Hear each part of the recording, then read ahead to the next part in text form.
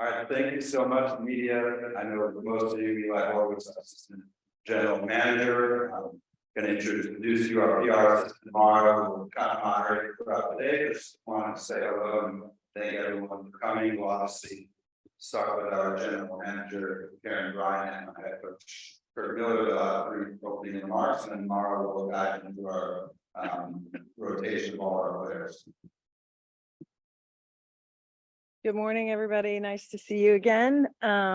Nice to sort of be here long enough to see familiar faces. So Media Day 2023, this is always a really exciting day for the team. It really sort of kicks off kind of all the off the court stuff and all the things that we're doing to continue to promote our players and create energy and excitement. And obviously with us tipping off the WNBA season against the Phoenix Mercury at Crypto Arena on May 19th, there's just a ton of buzz in the air. So I'm just excited to be here and thanks for joining us today. Echo that. Excited These are on. for all you to be here, and exciting day. Only 4 days into practice, but a lot of teaching already, a lot of learning, a lot of excitement, but we have a lot to still get in. So a fun start.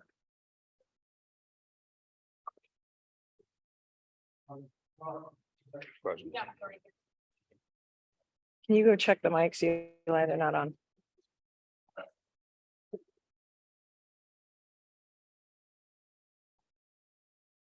Got it. Helps if you turn them on. Curt, this question is for you. They have and I texted you. Do you feel any of the pressure this evening, especially with Metro and family sign on 1 year deal? Do you feel like the pressure to get it done this year as far as the playoff to get to the NBA finals? We're gonna work day by day. And again, if we get ahead of ourselves and try to define what the season looks like at the end of the year, we're not building the blocks that we need to ultimately build what we think can be very special and most importantly, sustainable.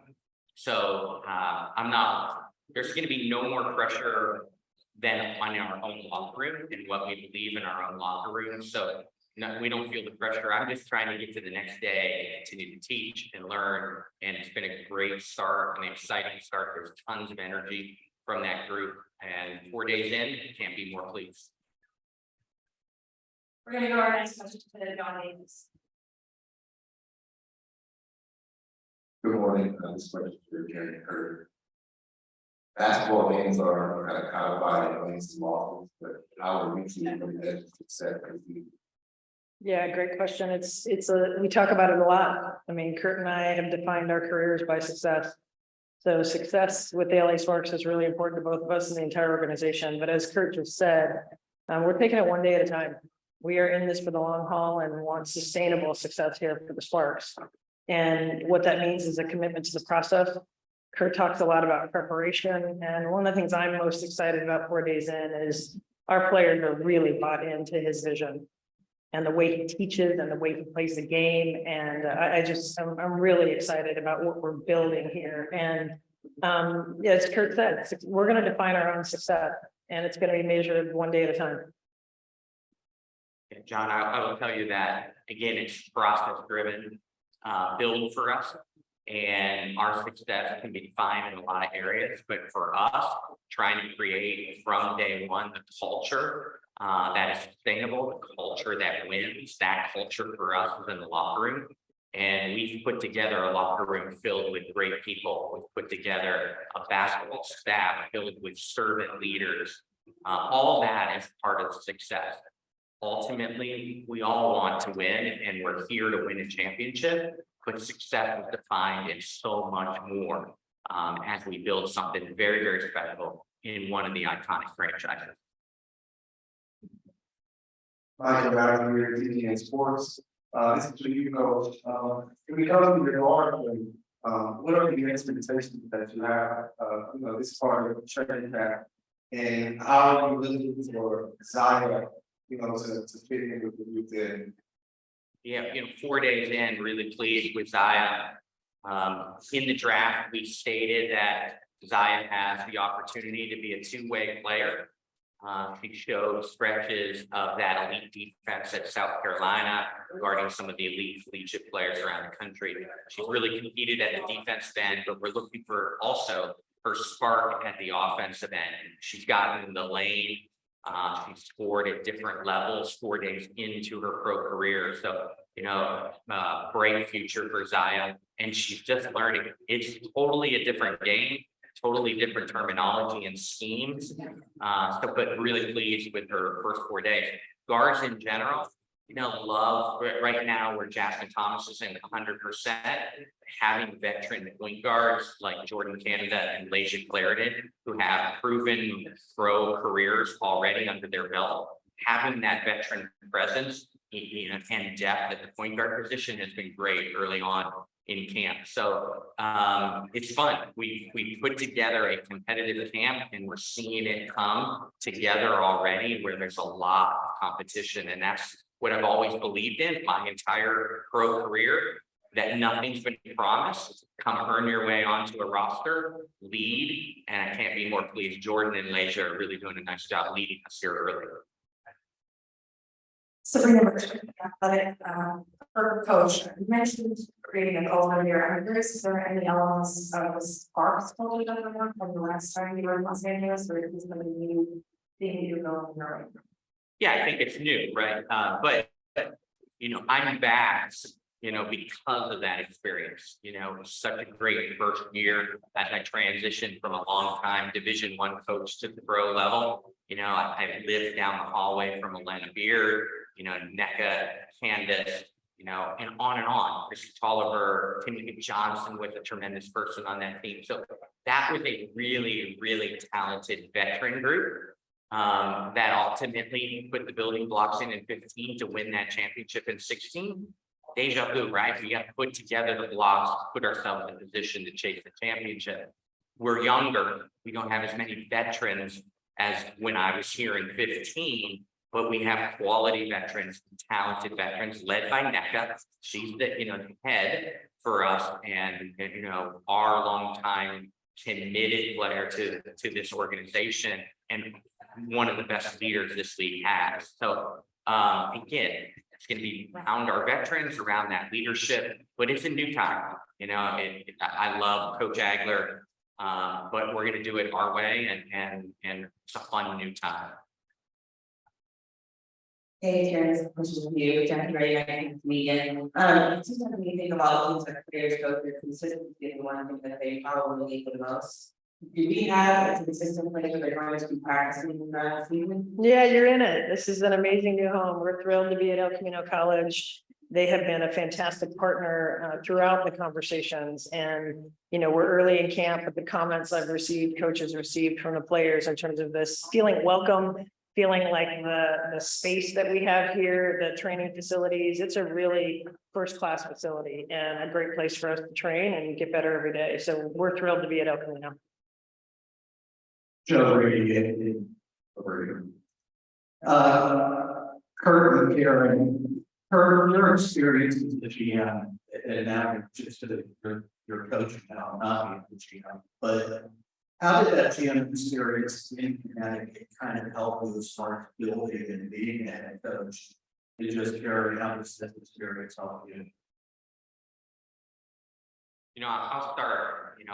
Obviously, that experience of wearing the dual hat really helped me learn the league from a variety of different levels, and gave me a different insight on building. And it's so valuable. It fast-tracked me in understanding the league. I did not go to Connecticut thinking I was going to be a GM. I was hired as coach only, and quickly there was a change and had the opportunity to take on that additional role. It's really helped me. It's different insight when you wear that dual hat. So now take that hat off and I can just concentrate on being a coach. But the last 7 years I have experience as the GM. So it allows me to have great conversations with KB. It allows me with Eli, and there's a collective group decision-making in this organization. That's what drew me here, was that it's so collaborative and that we are aligned in our vision and thought on how to do what's best for this franchise and how to build it. and what that entails. There's such an alignment. So I feel like I'm there in a complementary role that understands the GM role. But KB and Eli are fantastic. And then they lean back on my experience because the last 7 years of having that role.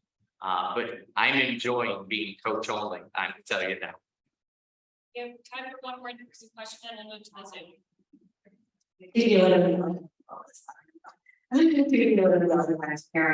This has been a while for you, coming back to the WNBA. What's been the biggest kind of big surprise or thing that's impressed you most about the way the league has grown and fit in for everyone? Yeah, I think watching the league as a fan for the last 5 years from afar, it's just been exciting to see this phase of the WNBA, and obviously alongside the explosion of women's sports and particularly women's basketball at the collegiate level. So I think it's an exciting time for women's sports, and an exciting time for the WNBA and the Sparks. You know, this is a transformational period for us, and a time when we are doing all we can to honor the rich legacy of this franchise and also inject it with a tremendous amount of newness and innovation. And I want to go back to your question. You know, I think about my role here, and I come at this as a different leader than I left the league 5 years ago. And for me, this is an opportunity to really facilitate. I think we've assembled the best basketball staff in the WNBA.